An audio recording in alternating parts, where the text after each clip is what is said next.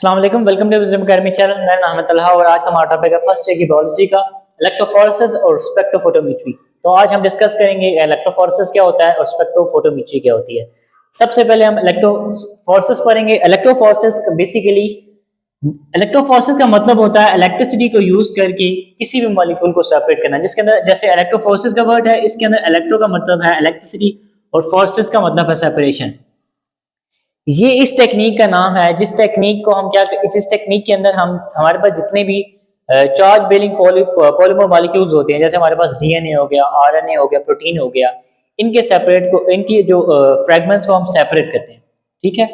और इसके अंदर बेसिकली इलेक्ट्रोफोरेसिस हमारे पास मशीन होती है जिसके अंदर एक चार्ज बेसिकली एक जेल मीडियम होता है, जिस जेल मीडियम को यूज करके हम ये प्रोसेस सारे का सारा होता है।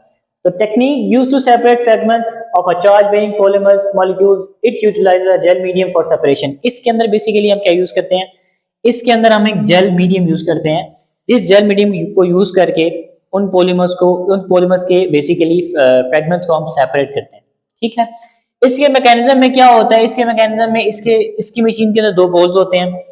अब चार्ज हमें पता है चार्ज कितने टाइप्स के होते हैं, एक होता है पॉजिटिव चार्ज और एक होता है नेगेटिव चार्ज।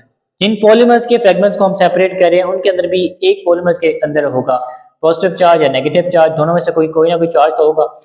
तो इलेक्ट्रोफोरेसिस के प्रोसेस के अंदर बेसिकली क्या होगा, negative charge molecules will move toward the positive charge. जो नेगेटिव चार्ज मॉलिक्यूल्स होंगे वो पॉजिटिव की तरफ जाएंगे और जो पॉजिटिव चार्ज मॉलिक्यूल होंगे वो नेगेटिव की तरफ जाएंगे। इसी वजह से बेसिकली जो फ्रेगमेंट्स हैं वो आपस में सेपरेट हो जाएंगे और हमारे पास इलेक्ट्रोफोरेसिस का मैकेनिज्म पूरा हो जाएगा।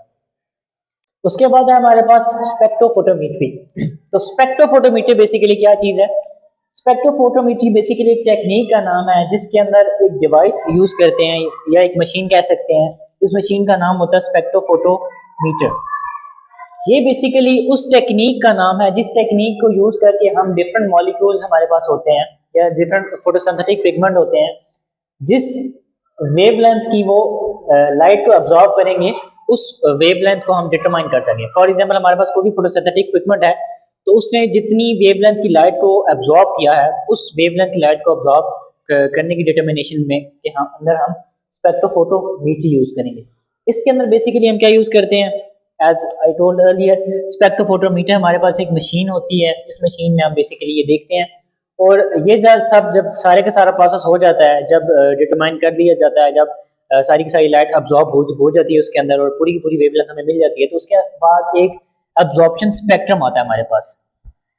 ये बेसिकली उस ग्राफ का नाम होता है जो हमारे पास एक ग्राफ की शेप में आता है कि इस लाइट ने इतनी वेवलेंथ की जो है लाइट अब्जॉर्ब की है, इस मॉलिक्यूल ने इतनी वेवलेंथ की लाइट जो है अब्जॉर्ब की है। वो बेसिकली हमारे पास एक ग्राफ की सूरत में आता है, जो ग्राफ मैंने ये किया। जैसे हमारे पास एक है क्लोरोफिल ए, क्लोरोफिल बी और हमारे पास कैरोटेनॉइड। तो ये बेसिकली देखिए कि इसने इस पॉइंट पे मिनिमम जाके लाइट को ऑब्जॉर्व किया है।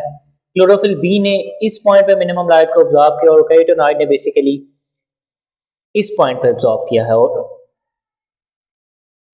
तो ये बेसिकली हमारे पास क्या हो गया, ये बेसिकली हमारे पास एक ऑब्जॉर्प्शन स्पेक्ट्रम आ गया है, जो बेसिकली हमारे पास एज एन एक ग्राफ आता है जो एक स्पेक्ट्रोफोटोमीटर के प्रोसेस खत्म होने के बाद हमें ग्राफ मिलता है, जिस ग्राफ से हमें पता चलता है कि इस फोटोसिंथेटिक पिगमेंट ने या इस केमिकल कंपाउंड ने कितनी लाइट को अब्जॉर्ब किया है, या कितनी लाइट की वेवलेंथ को अब्जॉर्ब किया। तो आई होप आपको ये वीडियो समझ आई होगी।